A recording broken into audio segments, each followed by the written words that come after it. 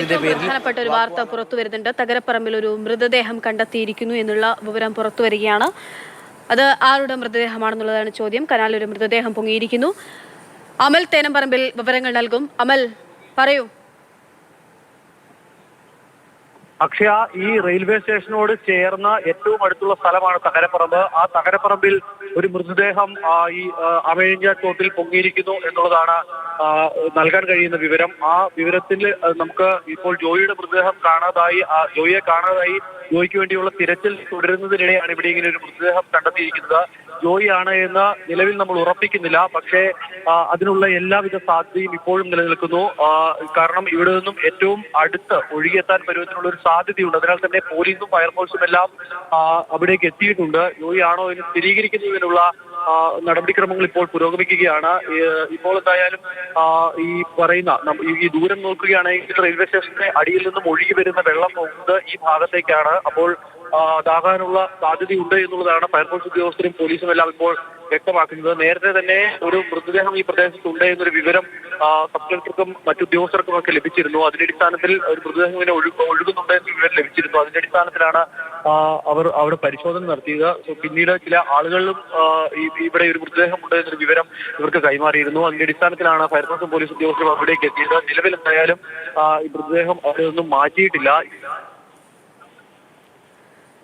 അമൽ, വിവരങ്ങൾ നൽകിക്കൊണ്ടിരിക്കുന്നത് ഒരു മൃതദേഹം തകരപ്പറമ്പിൽ കനാലിൽ ഒരു മൃതദേഹം പൊങ്ങിയിരിക്കുന്നു. ആ മൃതദേഹം ജോയിയുടേതാണെന്നുള്ള സംശയത്തിലാണ് ഇപ്പോൾ ഫയർഫോഴ്സും മറ്റ് ഉദ്യോഗസ്ഥരുമൊക്കെ ഉള്ളത്. റെയിൽവേ സ്റ്റേഷനിൽ നിന്നും ഒഴുകിയെത്താവുന്ന ആ ദൂരമൊക്കെ കണക്കിലെടുത്തുകൊണ്ട് അത് ജോയിയുടേതാകാമെന്നുള്ളൊരു സംശയം മുന്നോട്ട് വയ്ക്കുകയാണ്. ഇപ്പോഴും സ്ഥിരീകരിച്ചിട്ടില്ല, പക്ഷേ അങ്ങനെ ഒരു സംശയം മുന്നോട്ട് വയ്ക്കുകയാണ്. ജോയിക്കായിട്ടുള്ള തിരച്ചിൽ, നമ്മൾ 3-ാം ദിനവും ജോയിക്കായിട്ടുള്ള തിരച്ചിൽ നടക്കുകയാണ്. നമുക്കറിയാം, ഇന്ന് 11 മണിയോടെ അടുക്കുമ്പോൾ അത് 48 മണിക്കൂറിലേക്ക് നീങ്ങും. നിലവിൽ ഇപ്പോൾ 46 മണിക്കൂറോളമായി ജോയിക്കായിട്ടുള്ള തിരച്ചിൽ നടക്കുകയാണ്. പറ്റാവുന്നത്ര തന്നെയുള്ള സംവിധാനങ്ങളൊക്കെ ഉപയോഗിച്ചുകൊണ്ടുള്ള തിരച്ചിൽ നേവിയുടെയും NDRFന്റെയും ഫയർഫോഴ്സിന്റെയും ഒക്കെ നേതൃത്വത്തിൽ നടന്നുകൊണ്ടിരിക്കുകയാണ്. കോർപ്പറേഷന്റെ ഉദ്യോഗസ്ഥരുടെയും ഒക്കെ ജീവനക്കാരുടെയും ഒക്കെ നേതൃത്വത്തിൽ നടക്കുകയാണ്. അതിനിടയിലാണ് തകരപ്പറമ്പിൽ ഇത്തരത്തിൽ ഒരു മൃതദേഹം പൊങ്ങി എന്നുള്ള വാർത്ത പുറത്തു വരുന്നത്. ജോയിയെ ജീവനോടെ തന്നെ കണ്ടുകിട്ടണം, അദ്ദേഹത്തെ കിട്ടണം എന്നുള്ള ആഗ്രഹം, പ്രതീക്ഷയായിരുന്നു നമ്മുടെയൊക്കെ ഉള്ളിൽ ഉണ്ടായിരുന്നത്. ഇത് ജോയി ആണെന്നുള്ള കാര്യം സ്ഥിരീകരിച്ചിട്ടില്ലെങ്കിൽ പോലും നിലവിലുണ്ടാകുന്ന ഒരു പ്രാഥമികമായിട്ടുള്ള നിഗമനങ്ങളൊക്കെ അനുസരിച്ച് അത് ജോയിയുടെ മൃതദേഹമാകാം എന്ന തരത്തിലുള്ളൊരു സംശയമാണ് മുന്നോട്ട് വയ്ക്കുന്നത്. ചിത്ര ഹോമിന് പിറകിലെ കനാലിലാണ് മൃതദേഹം കണ്ടെത്തിയിരിക്കുന്നത്. റെയിൽവേയുടെ ഭാഗത്തു നിന്ന് വെള്ളം ഒഴുകിയെത്തുന്നത് തകരപ്പറമ്പിലെ ഈ കനാലിലേക്കാണ്. അവിടെ മൃതദേഹം കണ്ടെത്തിയിരിക്കുന്നു എന്നുള്ളതാണ് അങ്ങനെ ഒരു സംശയത്തിലേക്ക് നയിക്കുന്നത്. 3 ദിവസമായി സമാനതകളില്ലാത്ത തരത്തിലുള്ള രക്ഷാപ്രവർത്തനം നടക്കുകയാണ്.